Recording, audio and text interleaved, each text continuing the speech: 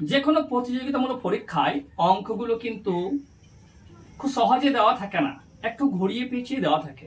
তবে যে কোনো অঙ্ক নিমেষে খুব সহজে সমাধান করা যাবে যদি ধীর মস্তিষ্কে অঙ্কের প্রশ্নটা যত্ন করে পড়ে নাও। তারপরে দেখতে হবে অঙ্কের মধ্যে কি কি বিষয় দেওয়া রয়েছে, আর কি কি বিষয় তোমাকে করতে হবে, আর কি কি বিষয় ওরা চাইছে।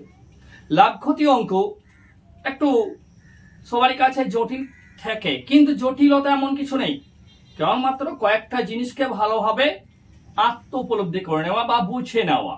আজকে তোমাদের আর একটা জিনিস লাভ ক্ষতি ব্যাপারে নতুন জিনিস আমি দেখাচ্ছি। দেখো, সমতুল্য ছাড়। সমতুল্য ছাড়, সমতুল্য ছাড়, এই বিষয়টা কি আবার? সমতুল্য ছাড় মানে ধরে নাও তুমি একটা কোনো জিনিস বা দ্রব্য দোকানে কিনতে গেছো, ধরো একটা মোবাইল কিনতে গেছো কিংবা একটা ছাতা কিনছো বা ব্যবহার্য কোনো জিনিস কিনছো, যে জিনিসটার উপর হয়তো প্রিন্টেড একটা দাম লেখা আছে বা দাম লেখা নেই। তোমার পছন্দ হয়েছে, তুমি এবার দোকানদারকে জিজ্ঞাসা করলে যে এটা দাম কত। দোকানদার যা হোক তোমাকে রামসাম একটা দাম বললো।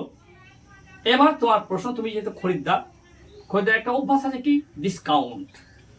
এবার তুমি বলে বসলে দোকানদারকে ডিসকাউন্ট কত হবে, বলছি ডিসকাউন্ট হয়ে যাবে। দোকানদার বললো কত হবে সেটা কিন্তু বলো না, বলো হয়ে যাবে। ঠিক আছে, জিনিসটা তোমার পছন্দ হয়ে গেছে, দোকানিকে এবার বললে ঠিক আছে কত দিতে হবে বলুন।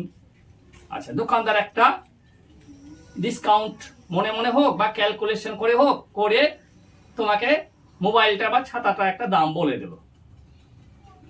তার আগে মোবাইলটার দাম একটা কিন্তু বলেছিল বা ছাতাটির দাম একটা বলেছিল বা দ্রব্যতে একটি মূল্য কিন্তু প্রিন্ট করেছিল, সেটা তুমি জানো। দেখলে, দেখার পরে বা কি ভাবলে, মনে মনে হলো না জিনিসটার দাম বেশি হয়ে যাচ্ছে, ডিসকাউন্ট কম হচ্ছে। তখন তুমি দোকানদারকে বললে না না ডিসকাউন্টটা কম হচ্ছে, দামটা বেশি হচ্ছে। দোকানদার দু চারটা কথা বলার পর যেমনটা করে তাদের ব্যবসায়িক মাইন্ডে, ঠিক আছে দাঁড়ান দেখি আর কিছুটা ছাড় দেওয়া যায় কি না।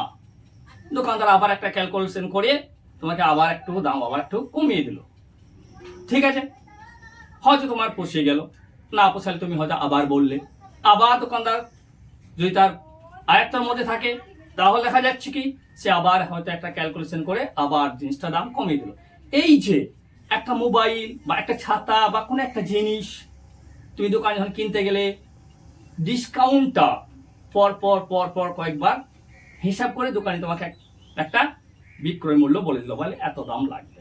এই যে দোকানি বারবার ক্যালকুলেশন করছে তোমার ডিমান্ড অনুযায়ী, দাবি অনুযায়ী, এইটাই হচ্ছে সমতুল্য ছাড়।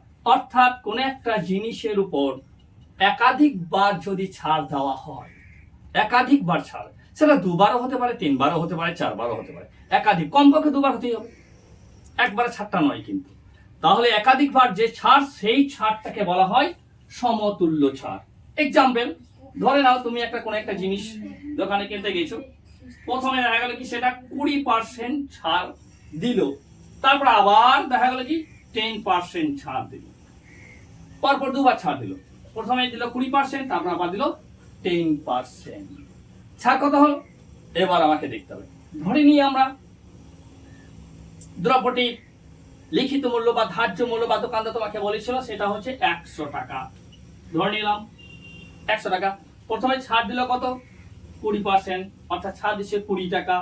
তাহলে 20 টাকা যদি ছাড় দেয় তাহলে তোমার প্রথমে বলেছিল কত, 20% ছাড় দিয়ে 80 টাকা। তোমার পোষাইলো না, তখন দোকানদার ক্যালকুলেশন করলো, আবার সে ক্যালকুলেশন একটা বিক্রম, তখন দ্বিতীয়বার দোকানদার কি করলো, 10% ছাড় দিল। এই 10% কার উপরে দিল, 80 টাকার উপর। 80 টাকার উপর 10% ছাড় মানে 80 × 10/100। ঠিক আছে, এই যে ক টাকা দিল, 8 টাকা। বোঝা গেল? তাহলে টোটাল ছাড়টা কত পাওয়া গেল। প্রথমে দিয়েছিল 20 টাকা, এই যে 20 টাকা ছাড়, তারপর আবার দিল 8 টাকা। তাহলে টোটাল মোট ছাড় কত হলো, মোট ছাড় বা ডিসকাউন্ট বা রিবেট যা বলবে, 20 + 8 = 28 টাকা।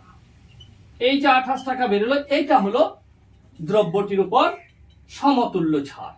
এইবার এই সমতুল্য ছাড় বাদ দিয়ে দ্রব্যটার মূল্য নির্ধারণ হবে যে কত টাকা তোমাকে দিতে হবে এইটাই। বোঝা গেল তাহলে সমতুল্য ছাড়। সমতুল্য ছাড় খুব সহজ জিনিস, কিছু না, কোনো জটিলতা নেই। কেবলমাত্র একটা জিনিস মনে রাখতে হবে যে পর পর একাধিকবার ছাড় দিচ্ছে এবং একাধিকবার ছাড়টা দেখতে হবে দ্রব্যটির লিখিত মূল্য, তার উপর ছাড় দিয়ে আবার যে মূল্যটা বেরোচ্ছে তার উপরে। ওকে, আশা করি সবাই বুঝে গেছো এই সমতুল্য ছাড়ের অঙ্ক। এরপরে ভিডিওতে তোমরা পেয়ে যাবে উদাহরণ সহ।